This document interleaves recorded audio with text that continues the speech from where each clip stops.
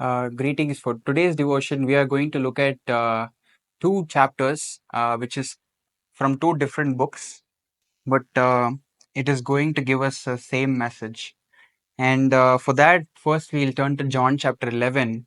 John chapter 11, what we see Lazarus dead, and Jesus Christ coming to Lazarus and bringing Lazarus back to life.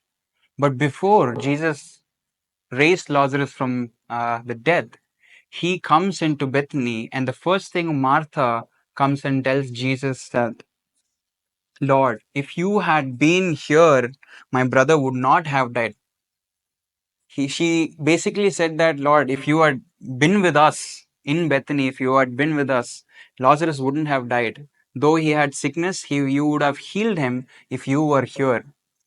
And Jesus says to Martha, your brother will rise again. And for that, immediately Martha says that I know that my brother will rise again in the day of resurrection, Lord, but not now. I know he will rise again one day, but I don't think that is now.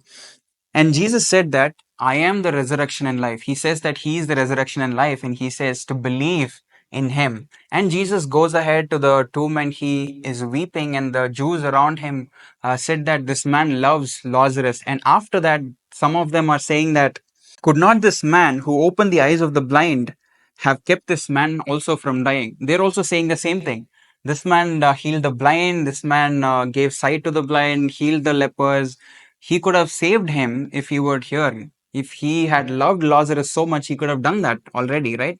But Jesus wept and Jesus moved with compassion. Jesus said, rise, Lazarus. And before that, also we see Martha saying that, Lord, by this time there will be so much of smell to even go inside. And Jesus says an amazing thing to Martha. He says, did I not say to you that if you believe, you will see the glory of God? Jesus already told her, I told you that do not be of unbelief. I told you to believe in me, and I told you that if you believe in me, I will show you the glory of God. And we'll turn to Genesis chapter 18, where the same thing happens. In Genesis chapter 18, the Lord comes to Abraham's house and he says something to Abraham and Sarah. God says that you, Sarah, will be conceived and you will bear a son. And through that son, he is going to bless the nations. That is what God is saying here.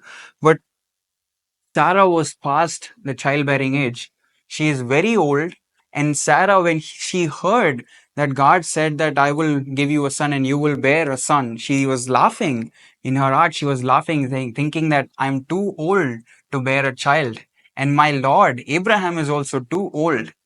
If God would have come and told me 40 years back, I would have believed that I could be able to bear a child. But now it's too late. It's gone.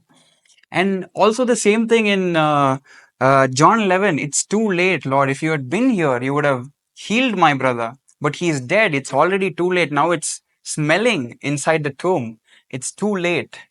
But God says, it's not too late for me.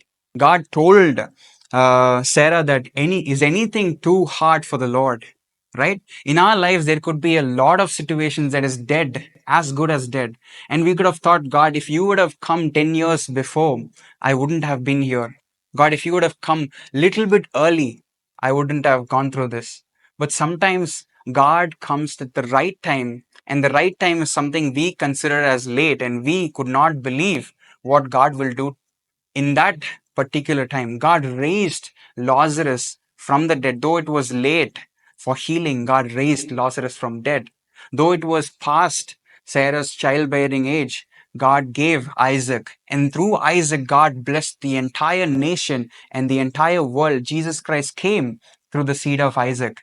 Right? God can build something amazing where we consider it as a dead end. So this is the devotion. Thank you so much.